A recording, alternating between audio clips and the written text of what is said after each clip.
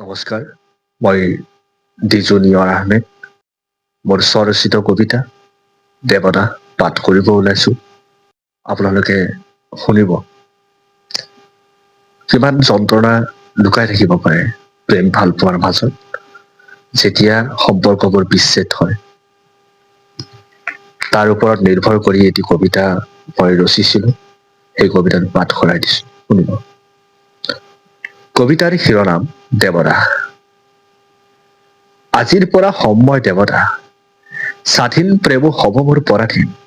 চাই থকা তুমি যে মই প্ৰেম পৰাধীনতাৰে কেনেকৈ স্থিতপ্ৰজ্ঞ হৈ থাকিব পাৰোঁ।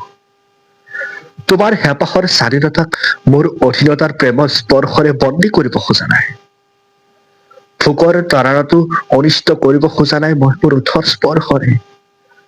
মোৰ বাবে প্ৰেম সফলতাই স্বাধীন, আৰু তোমাৰ বাবে প্ৰেম বিফলতা। পাজোল লাগে তোমাৰ কথাবোৰ শুনিলে, তুমি বিচৰাৰ বাবে হলো মই দেৱদাহ। যাৰ বাবে তুমি গৈছিলা মোক এৰি থৈ প্ৰাপ্য বুলি ভাবি। প্ৰাপ্যবোৰ নোপোৱাৰ বাবে হেৰুৱাবোৰ বিচাৰি হাবিলাস হৈ তুমি নাহিবা মই অহাৰ বাটেৰে।